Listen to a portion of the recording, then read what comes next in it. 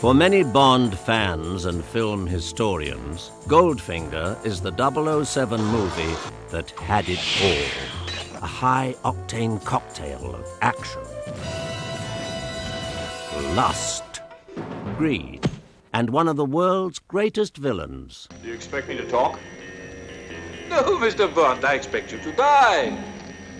The seventh 007 novel was published in England and America in 1959. Fleming got the idea for Goldfinger during an April 1956 stay at Enton Hall, a health spa in central England, where he met a gold broker who educated him on the trade in the world's most coveted metal. 3 years after the publication of Goldfinger came the surprise success of Dr. No, and later, From Russia with Love. When we did Dr. No, I remember we all had very limited resources. The film was, I think, $900,000. Producers Albert R. Broccoli and Harry Saltzman set a budget of $3 million for Goldfinger.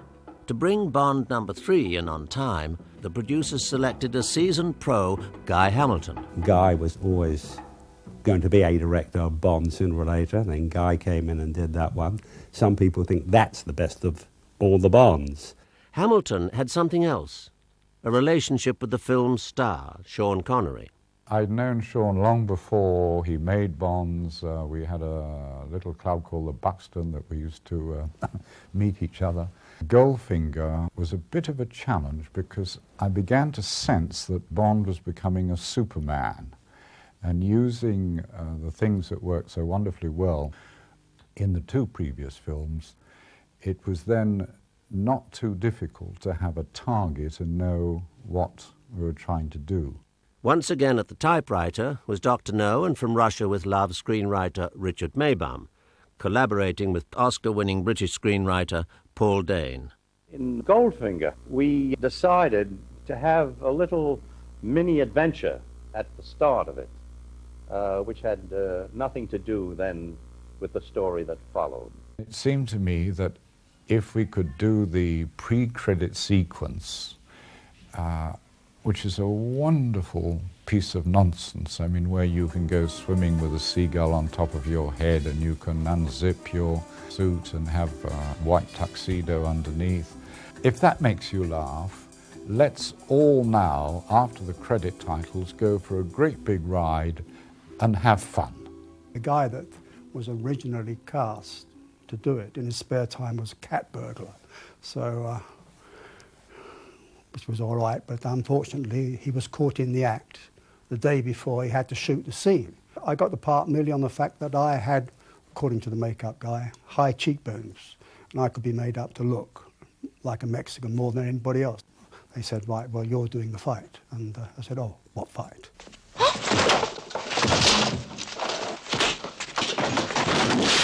As the fire hits the water, the flash bulbs go, the UV lamp comes on, and the steam comes out. Well, with the force of the steam, the hose pipe wrapped itself around my leg, gave me a sort of a second-degree burn. And everybody thought it was down to my acting. See, but it wasn't. It was down to sheer pain, actually. Other actors had their own challenges to face. At the rehearsals, I was working at a desk, and Bond comes in, and I got up to greet him. And Guy said, no, you don't take any notice of this man, you don't like him.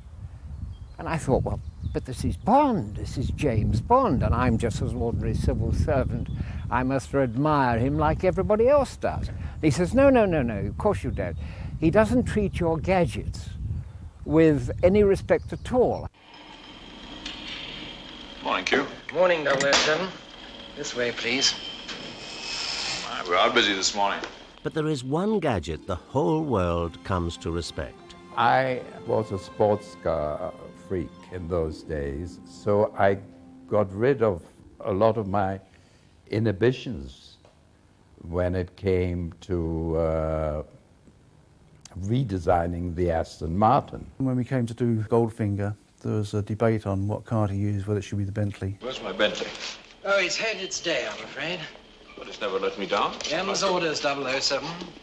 You'll be using this Aston Martin DB5 with modifications. I thought it was an elegant-looking car, and I remember in Switzerland driving it up and down there, impressed a lot of people. And but I think that Its setting in the story and in the film gave it a more unique quality than the car actually possessed. The management of Aston Martins were very, very sceptical about us. And they said, well, what do you want to do with the car? I told them briefly, and they said, well, you won't do it. You won't get any more equipment in this car. It's absolutely loaded as it is. So I said, just give me a break. Let me do it. I can prove to you I can do it. Aston Martin executives loaned the Goldfinger team the development prototype, DP216-1, destined to become a legend. The first thing we're going to do, we're going to make a hole in the roof for the ejector seat. And I said, I will make the first hole, and I can remember it now, putting a hole through this lovely Aston Martin, my pride and joy. Back in those days, we didn't have the electronic devices that we have nowadays, where we could have done things, made things work electronically now. In the old days, we had to do it by pneumatics, didn't we? Obviously, couldn't go around with the real machine guns in the car, but for distant shots, we had the gas guns operating. The rear lights that dropped down and the oil slick that came out of it was done for real, funnily enough, with a big container in the back of the car. To get the tank in there, the bulletproof shield had to be taken out and then, of course, put back after that shot for the bullet effect. So there was never sort of a dull moment. I was having a lot of trouble with parking tickets in London around that time, so my ambition was to have a revolving number plate, you know. So that was my contribution to the supercar. The actual tyre slashing apparatus we didn't do on the car as such. All that touching was done actually in the studios. I built a rig on rails, built the sides of the car in fiberglass, both the Aston Martin and the Mustang. Double blowout. I've never seen one of these before. And what about the DB5's pièce de résistance?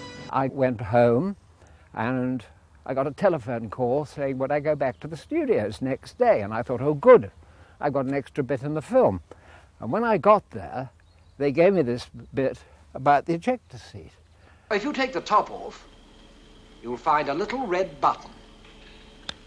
Whatever you do, don't touch it. No, why not? Because you'll release this section of the roof and engage and fire the passenger ejector seat. Whoosh. Ejector seat? You're joking. And, of course, it gave me the chance of producing, I suppose, one of the most famous lines. I never joke about my work, 007. The chassis wouldn't have taken a proper ejector seat, and the guy next, the driver, would have got burnt anyhow. So I used compressed air on that in a lightweight dummy. The whole thing works. I mean, it's just, it's a dream. It's your dream. Wouldn't it be fun to have a car like that? All this gadgetry was created and installed in just 6 weeks. Other equipment was built into the car, but never used in the finished film, like front and rear overriders, good for ramming enemy vehicles. Bond's secret arsenal also included a weapons tray located underneath the driver's seat, a nail chamber that could spit out nasty triple-spike clusters, and a radio telephone hidden inside the driver's door paneling. What's really amusing, actually, is that there must be 50 around the world claiming to be the one, and people keep paying to see it. Even Bond's Aston Martin proved no match for the movie's sublimely evil villain, Auric Goldfinger. Oh. You're looking, Mr. Bond, at an industrial laser beam which emits a new and extraordinary light, not to be found in nature. Natural light, you see, being multicolored, widens and weakens as it travels from the source. Laser light, being of one color, never widens and never weakens. It can project a spot on the moon, or at closer range, cut through solid metal. I will show you. Gert Frobe, I'd seen him, or Cubby had seen him and showed him to me in a German film where he was playing a sort of child molester, and he was absolutely wonderful. Yes, he's the perfect Goldfinger. Does he speak English? Yeah, I've spoken to his agent, he speaks English. Gert Frobe arrived day one on the set. How do you do? I'm very happy to meet you. That was all right. Then I talked to him and I realized he didn't speak a word of English. The very first scene I shot on the balcony with Gert. And Gert had to start the scene. And he said, Operation 1,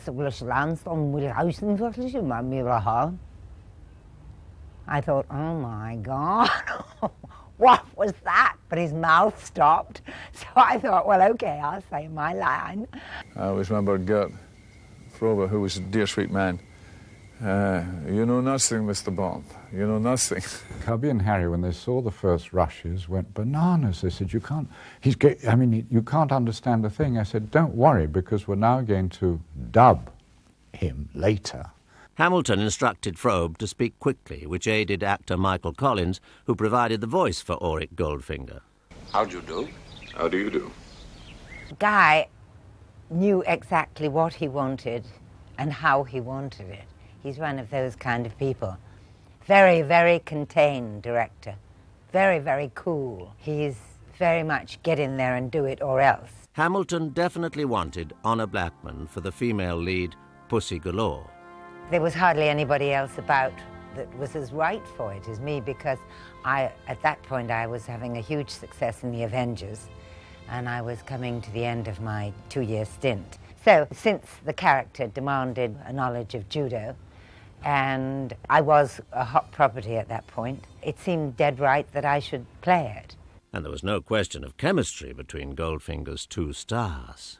I mean, he is, I think without doubt, the sexiest man I've ever met. He has a natural authority, charisma. He's very virile. What would it take for you to see things my way? A lot more than you've got. How do you know? I don't want to know. Isn't it customary to grant the condemned man his last request? You've asked for this. It was very funny when we did the fight in it, so-called fight, because I had been used to doing judo in the studio on the cement. So they had banks and banks of straw and all sorts of things, and they said, will that be all right? Can you land on, will you be safe? And all. I mean, it was luxury for me, because I'd had such a terrible time in the studio with the cement floor, you know. So we had quite a lot of fun in The Hague, because we had to lie about for quite a long time. Casting Oddjob proved to be no challenge at all. I was watching one Saturday afternoon, there used to be wrestling, and there was Oddjob on television. Harold Zakata came on, and everybody booed, and there was Oddjob. And Harold Zakata had been a serious athlete, had been the first Hawaiian to get a silver medal at the Olympics. Harold was a monumentally strong but very genuine and gentle guy. And he gave me that chop behind the neck at the fridge. He put me on the floor. He wasn't quite used to the cinema technique of taking it to the wire and then stopping, you know.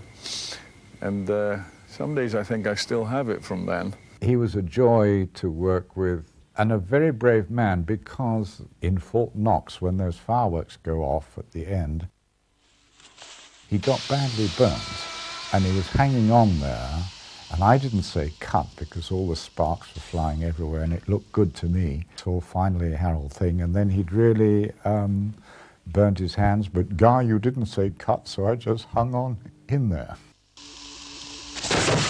Rounding out Goldfinger's villains was Kish, the man with a nuclear key. We're trapped. The bomb. I take the fuse out. I was going to be in a stage play in London, and my agent suddenly said to me, by the way, I got you out of that play. I said, what do you mean you got me out? I was in a lot of trouble getting in. He said, I got you a part in the next James Bond film, Goldfinger, instead. I said, oh, that's fair enough. Don't be a fool. You can be a hero. I'm not. I was thrown over the railings, and there were some cardboard boxes and mattresses and things that I landed on the other side. But the actual fall was about 40-foot fall, I think. That was done by Bob Simmons. Mellinger was also armed with a camera, which attracted Harry Saltzman's attention.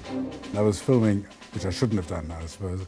And I said to him, to make a joke of it, I said, I'm going to release mine before yours. And he wasn't very amused. Although in Goldfinger for less than 5 minutes, Shirley Eaton made an unforgettable impression with audiences around the world. It was a nice sensation, being painted all over with this fine brush. On Pinewood's D stage, makeup artists gilded Shirley Eaton. I was nervous and happy at the same time. And every now and again somebody would come in and pop their head around the door and say, how's she getting on, how's she getting on? To avoid problems of skin suffocation, there was a doctor on the set throughout this sequence.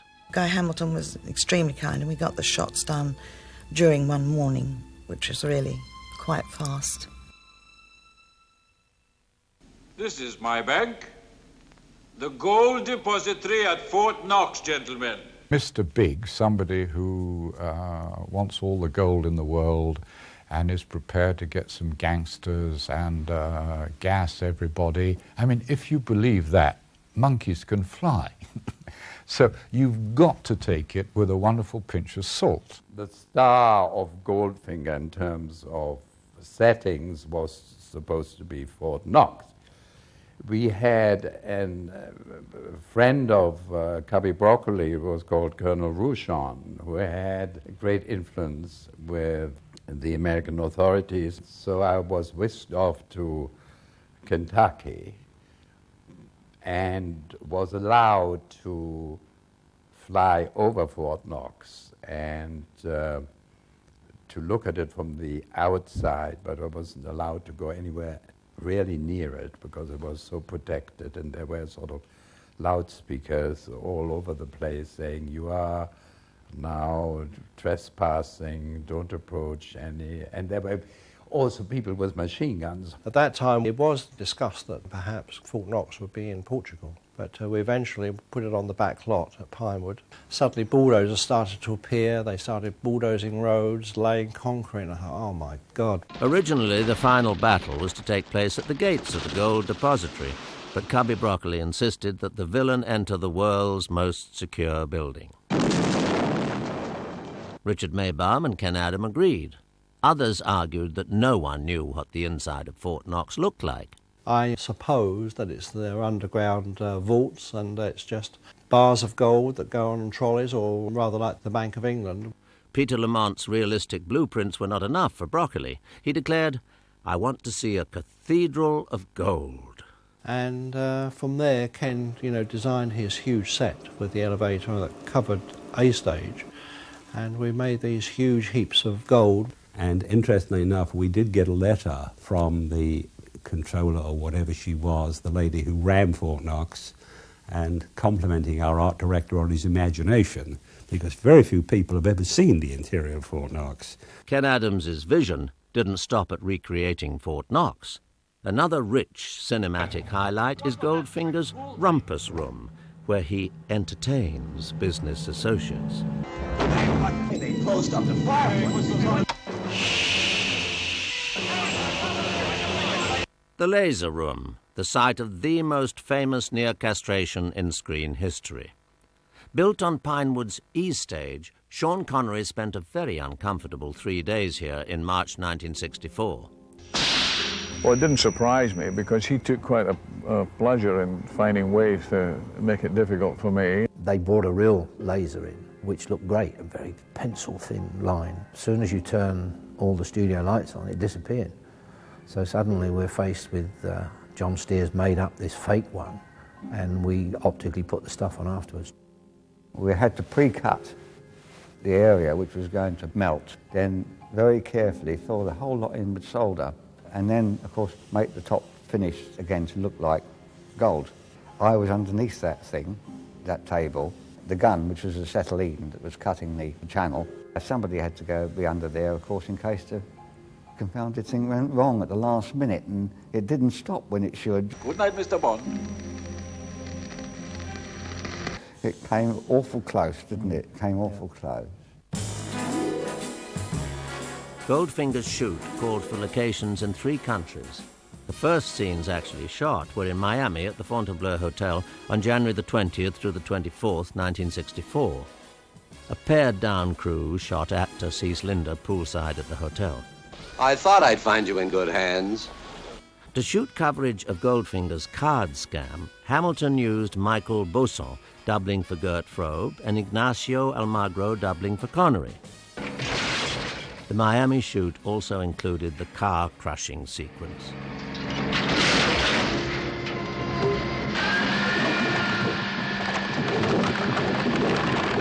When we destroyed a brand new Lincoln Continental being crushed, the whole unit was speechless, all of us, because it was like part of ourselves being destroyed. I never forget it. In April, filmmakers recreated the Fontainebleau pool area on Pinewood's D stage to complete the scene.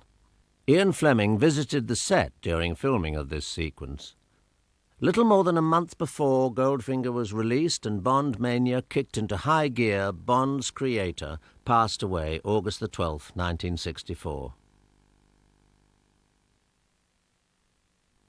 Filmmakers shot Bond trailing Goldfinger in Switzerland's Furka Pass, but used Black Park, a British recreation area just outside Pinewood, for the night chase scenes.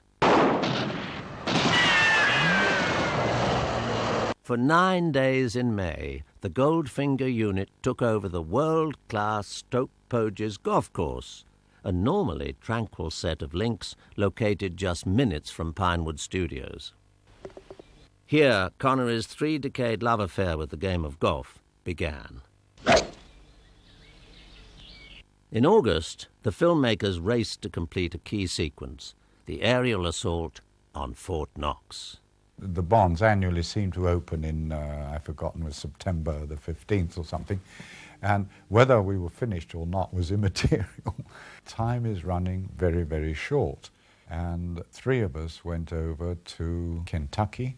Cubby Broccoli, Ted Moore, the cameraman, myself. Right next door to Fort Knox, there is an army base. And Ted and I flew around, zooming on whatever these people were doing. We didn't tell them we were coming, we just did it. We got a squad, a sergeant, and we ran these soldiers round, and I set them up in all the places I could remember. And I said, now what you do is, when I blow the whistle once, you all look up there. When I blow the whistle twice, you all fall down dead. And they thought this was the silliest thing that they had ever been asked to do in their born days. But we said, you know, you're all going to get $10 and a beer, for $10 and a beer. But by now we're opening in 3 weeks' time, practically. Extra people were engaged for the dubbing, for the music laying, the tracks and everything. John Barry scored scenes fresh from the cutting room, producing incredible work in record time. In fact, there was only one last-minute change. Harry Saltzman decided the bomb countdown needed to end not with 3 seconds remaining as scripted, but at 007. The change gave the film one of its biggest laughs. What kept you? Guy Hamilton's tongue-in-cheek, high-thrills directorial style helped make Goldfinger a spectacular success, changing all action-adventure films that followed. His approach was simple. We're going to take you to wonderful places. We're going to show you beautiful girls. We're going to have some suspense. We're going to have some laughs. But let's enjoy. The huge international success of Goldfinger was due to innovative filmmakers and hundreds of tremendously talented technicians who pooled their skills, knowledge, and sense of adventure to create a film which continues to thrill and entertain generations of filmgoers.